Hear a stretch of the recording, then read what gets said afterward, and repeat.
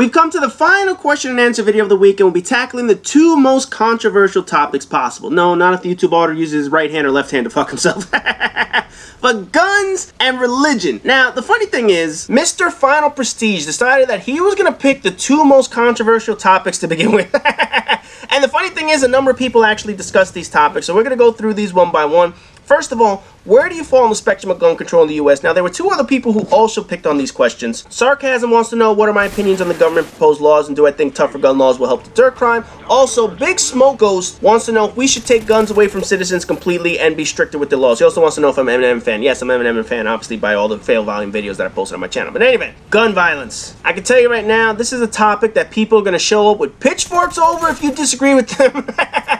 Oh man, I could probably spend an hour on each topic alone, but obviously I'm not going to talk for 2 fucking hours. Now, on gun control, I fall right in the middle. The problem with being in the middle is that you have rational thoughts on gun control, while the extremist sides of the argument will instantly disagree with you because both sides are utterly fucking irrational. I have no issue with someone owning a gun responsibly. I do have an issue that certain guns are made available to civilians and that there are lax laws that allow for easy transfer of weapons that criminals have been taking advantage of. You can own your gun, but do it responsibly. The problems we have aren't just gun violence, it's gun responsibility in this country. Now, before I begin to tear into both sides of the extremists, let me just lay out a bit of facts first. Gun violence in the U.S. is a fucking embarrassment. Of all the developed countries in the world, all the countries not in poverty or war or conflict, we have the worst gun violence rates of anyone. Our gun violence and gun deaths and murders are on par with a number of poor, undeveloped third world countries. This is just fucking pathetic. Just listen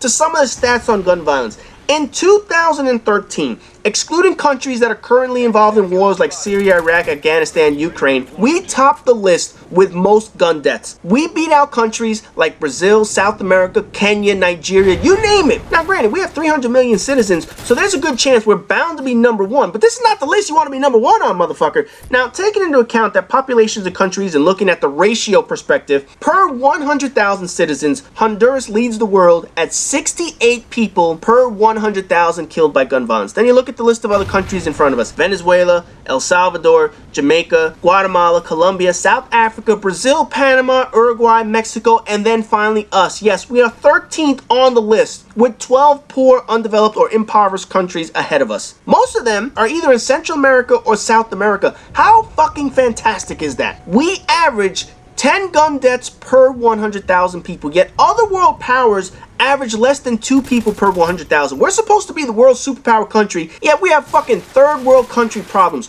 30,000 people die each year in the US by gun violence. 30,000, and I want you to keep that number in mind because we're going to come back to that. Other well-developed countries and superpowers, they count their deaths in the hundreds. Hell, fucking Japan has about 500 gun deaths per year, and 400 of those are suicides. So you're talking 100 murders per year in an entire country. Chicago does that in a month. This is why countries laugh at us. This is why other developed countries point at us as a reason as why guns don't solve problems and why their laws work better than the United States. We're a fucking embarrassment. Now, the reasons for our gun deaths are complex because there are so many different variations of gun violence. We have gang and street violence, we have drug trafficking violence, you could also throw in human trafficking violence in that as well. We have organized crime like mafia syndicates. We also have murders that are not related to organized crime, such as murders like road rage, domestic disputes, jealous lovers. Suicide also count towards gun deaths, although our suicide rate guns are pretty low compared to the rest of the world. We also have mass shootings in which one person loses their goddamn mind and starts killing people for no reason other than senseless fucking violence. In all these examples, the two extremist sides of gun control will use these examples to prove their points. People who want to eliminate guns point to school shootings and mass shootings as to why guns should be eliminated altogether. People who support guns will point to the criminal violence and why we need weapons to protect ourselves. Essentially, both sides want the same thing: a reduction of gun violence, removing the ability of criminals to gain weapons, limiting the chances emotionally unstable people have of getting access to weapons, and lowering the number of people each year who get killed. Both sides agree to this. The problem is, neither side wants to compromise in finding middle ground, which is most likely where the answer lies. On one hand, you have extremists that want to ban all guns, not just the semi-automatic rifles. We're talking ban all gun sales. Besides the fact that our Constitution says we have a right to guns, this isn't happening at all. There is nothing wrong with responsibly owning a gun for protection. There is nothing wrong with owning a gun for sporting like clay shooting, although I have a hard time calling hunting a sport when animals stand no chance against gun. You know what I'm talking about? Give them an old-fashioned bow and arrow, and then maybe we can talk.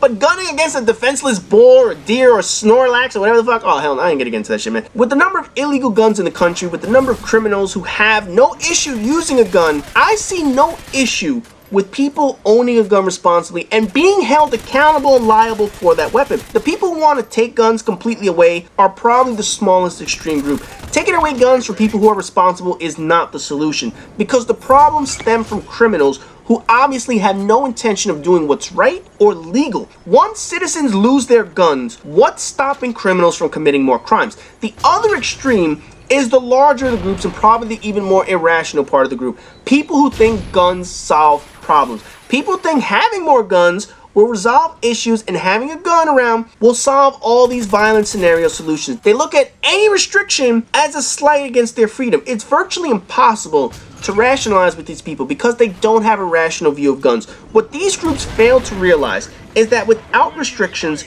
criminals and mentally unstable people are able to get their hands on weapons very easily. No, really, it's not that hard for a criminal to get his hands on a gun legally and then do illegal things with it. But to them, as long as they have a gun, as long as you have a gun, as long as we all have a gun, criminals will think twice about being a criminal. Basically, it's the Wild Wild West shootout mentality that obviously didn't work so well for the Wild Wild West. Now, criminals get their guns from the states with lax laws. Just look at New York and Chicago as two examples. Cities with major gun problems, Chicago in particular. The majority of guns they confiscate and arrest are obviously illegal, but they're also obtained out of state or out of city. New York alone showed that 75% of illegal guns that were confiscated were legally sold in other states, yet passed through illegal channels into the hands of criminals. Do gun fanatics care about that? Of course not, because chances are those illegal guns were purchased in their states, and they're not willing to compromise on laws meant to limit criminals from getting weapons.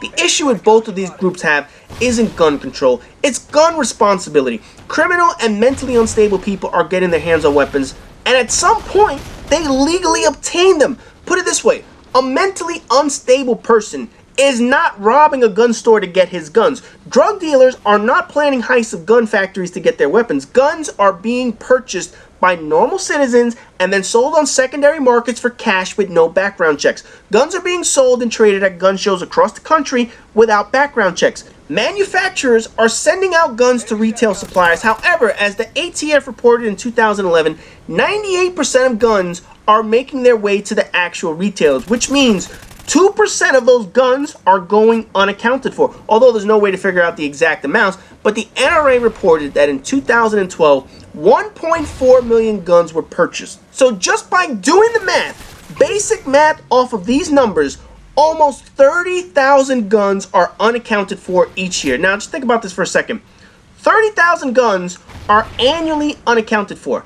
How many deaths did I mention at the beginning of this video has the US had each year? 30,000. The US has the highest percentage of gun ownership in the world. Yet 30,000 unaccounted guns and 30,000 deaths per year. Do you really think less regulations are going to work? Do you really think that's a big fucking coincidence, or that leniency is going to solve these problems? Come on, man. Both of these sides are just so fucking absurd that they're not seeing the truth right in front of them. People have a right to own guns, but there should be laws that say you have to maintain gun responsibility. One of the arguments that the NRA makes each year, the National Rifle Association, one of the most powerful and well-funded groups in all the country, is that more people die each year from car accidents. Cars kill more humans than guns. Yet we don't blame cars and we don't ban cars, do we? Of course not. Banning guns isn't the answer either. But the difference with cars is the responsibility factor. You have to register your car and prove each year that you can still have and drive your car. You need insurance on your car. You need to inspect your car to make sure it's safe. Hell,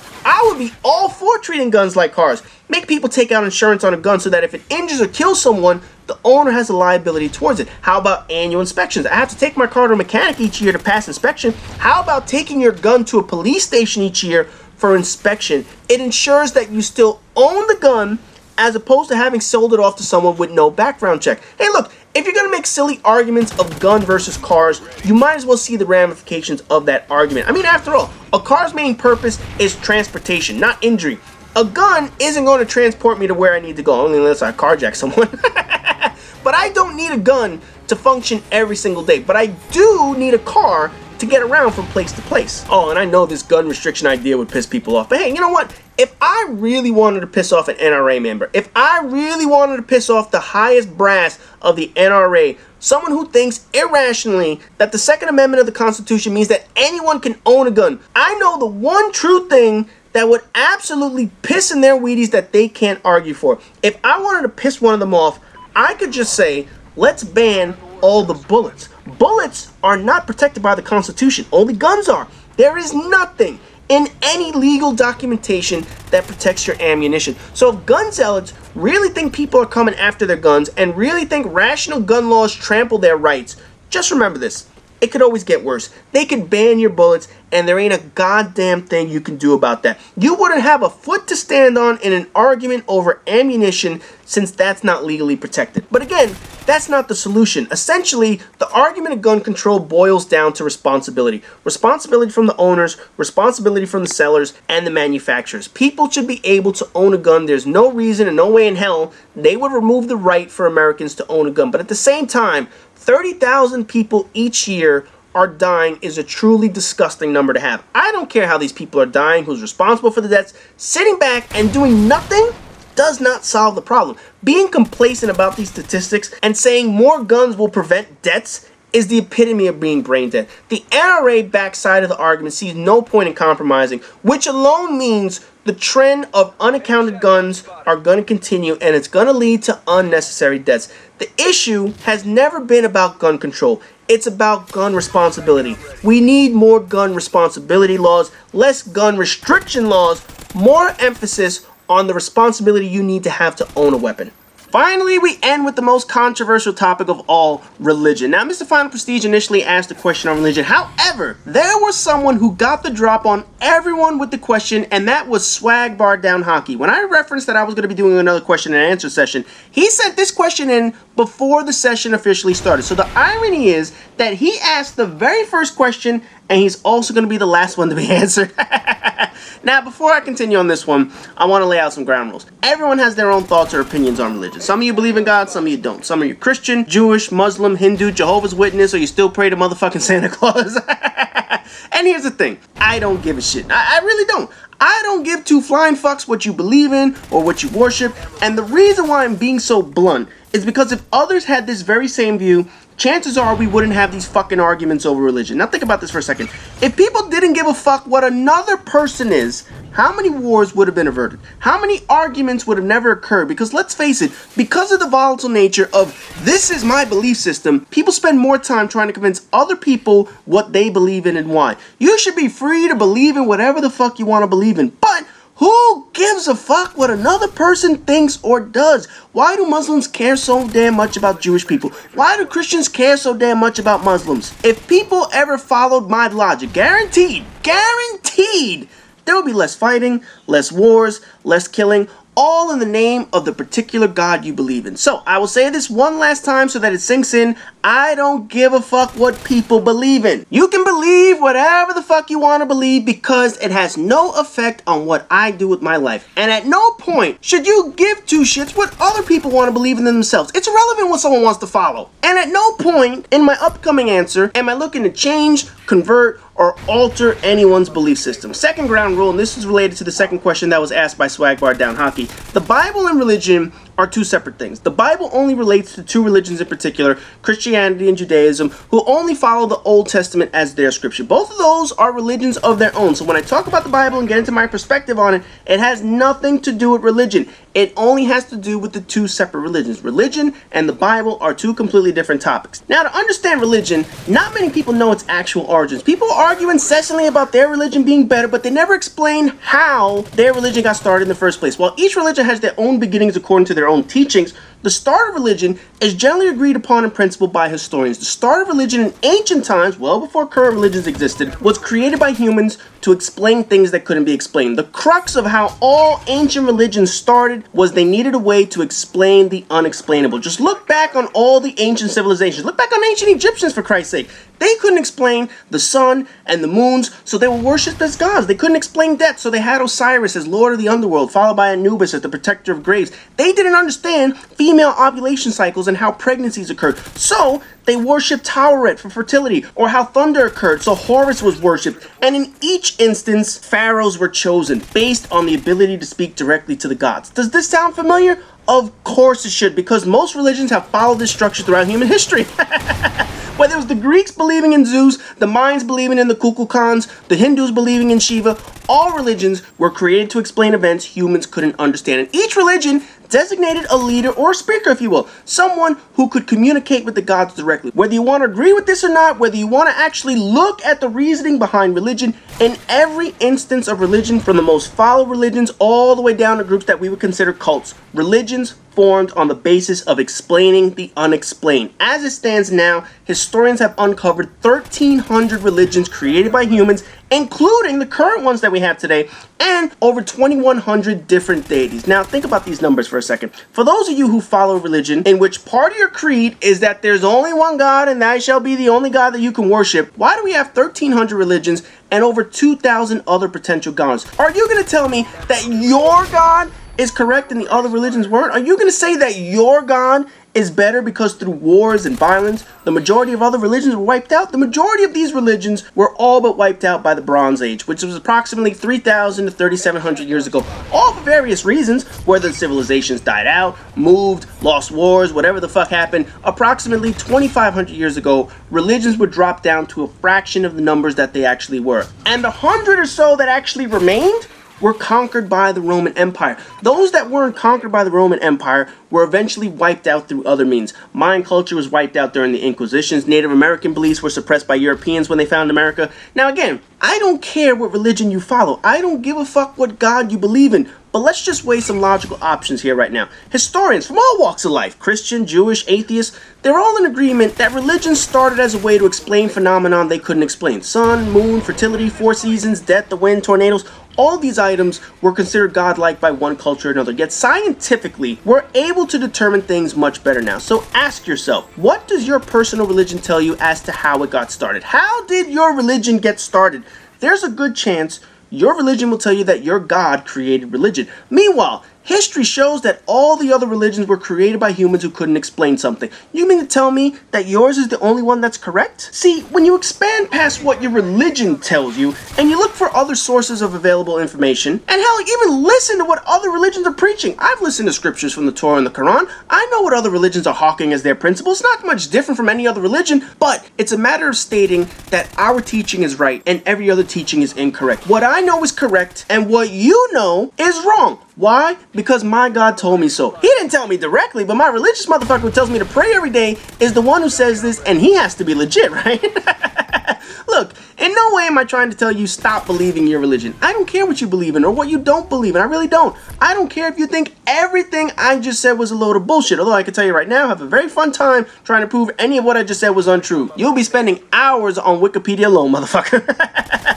For me personally, after looking at all the potential explanations, all the historical research, and seeing for myself what the differences in the religions are, I can personally say that I believe religion was never created or given to us by the gods. Religion was created by naive and primitive human beings looking for a way to explain certain phenomena. They didn't have the tools of technology and knowledge we have today. So the easiest explanation was that a greater power must be at work back in those days. We know why the sun and moon exist nowadays. We know why seasons occur, how ovulation cycles occur, and animal tendencies, dietary restrictions, reproductive cycles. Humans evolved over thousands of years to learn and explain the same phenomenon that couldn't be explained in ancient times but were worshipped as gods. We know gods are not the cause of a number of these occurrences, which leads you to wonder and question, what else have humans gotten wrong with religion? You know, I'm a logical person by nature. I like evidence and facts, proof, tangible measurements, and religion has never, ever offered any evidence that higher powers are at work other than someone told me so. But science and history and all these other experts have shown evidence that religions were created by human beings, not discovered, not bestowed upon them, created. Until a particular religion can prove otherwise, I'm going to stick to the notion that all religions are nothing more than a fabrication of human imagination, which leads me to the next point of the Bible. If religion itself was created by humans, and each religion engulfs another, and then another, and then another, and another, what does that say about the Bible? I mean, now again, the Bible only affects two religions. Christianity believes in the New and the Old Testament, while Judaism only uses the Old Testament as part of their Torah. There's no question there are some valuable lessons to learn from the stories in the Bible. Respect, honor, selflessness. But you can get those lessons from other places. There's no question some of the stories in the Bible are fucking full of shit. Like the earth only being 4,000 years old, we know that shit ain't the case. Noah's Ark and how ridiculous that shit is, or the parting of the Red Sea. Come on, man. Now, I'm not going to sit here and debate or debunk each one of these shits because frankly, that would just fucking take forever. But just know, there are plenty of valuable life lessons people can learn from the Bible. But the Bible isn't the only place to learn these things. You can be a decent human being without religion. You can be honest and trustworthy and a moral person without ever being religious or influenced by religion. The Bible offers ways of being a good person and taking lessons from stories, but people have to subjectively look at where these lessons came from. I want to talk about the history of the Bible, something a lot of people don't quite know, yet they treat as the way that they should be following their lives. For starters, even though Christians and Jews share the Bibles as part of their holy scriptures, did you know that their shared stories are told quite differently? Did you know that Christians have their versions of stories regarding Moses and the Jews have their stories that vary with Moses? Did you know that the Hebrew Bible is broken into 24 books among 3 parts and the Christian Bibles range anywhere from 66 stories to 81 stories, and that all depends on which part of Christianity you belong to. Yes, that's right. Christianity hasn't even got their shit straight with the Bible. Regardless of what faith you are, regardless of what you believe, why does one book vary so greatly? How come your God gave you 24 books, your God gave you 66, and your God gave you 81, with plenty of other numbers in between in those books that I just mentioned? The answer is quite simple. Language translation. The earliest texts of the Hebrew Bible were written in a defunct dialect of ancient Hebrew. It's no longer spoken today. Matter of fact, it can't even be translated anymore. The language of ancient Hebrew was all but wiped out with all the number of holy wars that took place approximately 2,300 years ago. Hebrews at the time realized that if they spoke their ancient Hebrew, their enemies would know who they are and would kill them. Because after all, as I said in an earlier question this week, humans are just violent motherfuckers. We can't live without violence, and that's been shown for our entire existence. In any event, to avoid being persecuted for language, Hebrew was completely changed. Completely! It's a whole new language compared to that of ancient Hebrew, and that was done to protect their people from death and persecution. So this raises the big question. How do you translate something in a language you no longer understand? Simple. You make up your own shit. Writing regarding the early stories in the Old Testament were changed to suit any religion. The Old Testament was first translated into another form of Hebrew, which we have the ability to partially translate today. And Christians have used those writings as the basis for their Old Testament. Now, here's where shit gets weird. After the birth of Jesus, this is where the two religions really went their separate ways. Christians believed that Jesus was the Son of God, while Jews believed he was merely a prophet. Christians believe the Jews killed the Son of God. Oh shit, now you know why people don't get along. Christians believe their God created a son for them to worship, and the Jews killed him off. See, this is how fucking wars start up in this motherfucker. In any event, the Bible then became two separate issues for both religions. The Christians created a New Testament to their Bible. Jews kept their scripture as is and have translated it from ancient Hebrew into more modern dialects. The New Testament was then written by Christians, and this becomes another point of contention as to the accuracy of the translation. Many people don't know this, but the very first New Testament scriptures were written in Common Greek. You can almost consider this slang from back in the day, if you will. You know, when the Roman Empire was conquering lands, pillaging cultures, and destroying other religions during their rise. All in the name of God, of course. You know, one of those 10 commandments is thou shalt not kill. Yet the Roman Empire, all they did was kill people and force them to believe in what they believed. In any event, they were impressed with the Greeks, with how well they wrote, and at the time, they were tasked with writing the very first New Testament. And they did so in a language that the Greeks would have a hard time recognizing today, as it was the first version of common talk or slang back in the day. It wasn't proper ancient Greek, it was common ancient Greek. The New Testament consisted of letters from apostles and other stories detailing the life of Jesus. And here's the best part. All those stories had to be approved by the Catholic Church. So let me get this straight. Your Holy Scripture, which history shows has the potential to include up to 81 separate stories from other writers, was whittled down to 4 approved stories. What the fuck happened to the other 77? Nope, don't want them. They're not good enough for whatever the fuck reason. So here's where we are with the Bible. We have an Old Testament that was written in a language that was eradicated, with some also parts being written in Aramaic, another dead language no longer used, but that's another story. We have a New Testament written in another language that nobody can understand outside of common Greeks. And what we're going to do is we're going to conquer as many lands as possible, telling them this is not what you're supposed to believe in. This is the Word of God, written in 3 languages you won't understand, but we'll have someone translate that shit for you. And keep in mind, this was all handwritten. There was no text, no Google, no Wikipedia shit. They didn't even have fucking typewriters or ballpoint pens. Everything was written, done the old-fashioned way with ink, a quill, and papyrus. Yeah, probably the most totally safe way of protecting your most important documents. 1 ounce of water touches papyrus, that shit is lost forever. As the Roman empires killed more people, pissed on more cultures, destroyed other belief systems throughout their crusades, their version of the Bible was given to many cultures. And since there was no way to communicate these across far-reaching lands, remember, no telephones, TV, or anything like that, no internet, cultures adopted their own versions of Christianity. Shit, if I can't read what you wrote in your holy book, I'm gonna make up my own shit. Since the Christian Bible was being passed around more than a drunk chick at a fraternity house gang rape. Hey, that's the best way to describe that shit. The conquered cultures who couldn't understand the translations made their own sections of religion. Thus, you have the makings of Christianity from the Roman Catholics to the Protestants to the Evangelicals, Episcopals, Greek Orthodox, Russian Orthodox, you name it. The message has changed over 2,000 years through all the different translations. Now, when you put this in perspective and you force people to translate your words into their own, you force them to translate ancient languages no longer used into current languages, do you not think there wouldn't be discrepancies? Do you not think that without a central intelligence figure to corroborate each story, there wouldn't be any mistakes or differences? Look, I don't care what you believe or don't believe. I don't care what faith you are. But a book written in 3 languages that nobody can speak over 2,000 years ago, which had to be approved by the church in the first place, translated to over 1,000 languages and written on easily disposed paper by thousands of calligraphers, you really think that information is accurate? I mean, I'm not trying to persuade anyone to change in their faith, their beliefs, but from a logic standpoint, when you look at the past whole Word of God spiel that critics of religions like to use, do you not think something got lost in translation over the past 2,000 years? Now, I've had this religion conversation peacefully with people today who believe in God and whatnot, but very few people take the time to actually seek the origins of their religions, of their scriptures, and just go by what people tell them. My priest told me this, so it must be true. My mom told me this, so it must be true. Sure, you can certainly believe them if you wish. You can certainly go by their word and not take the time to do your own independent research into the claims or the origins of your belief system. But there's one question that people should always ask themselves in the back of their head, and this goes beyond religion. This could be any question, anything, a mantra to live by in life. When someone tells you something, feel free to ask them, can you prove it? It's a simple question to ask someone. It's a simple question when people tell you things that they say are true or that they say you should believe in. Can you prove it? When you begin to question things as opposed to just accepting them, that's when you build your own belief systems, not someone else's, not what someone tells you, including me.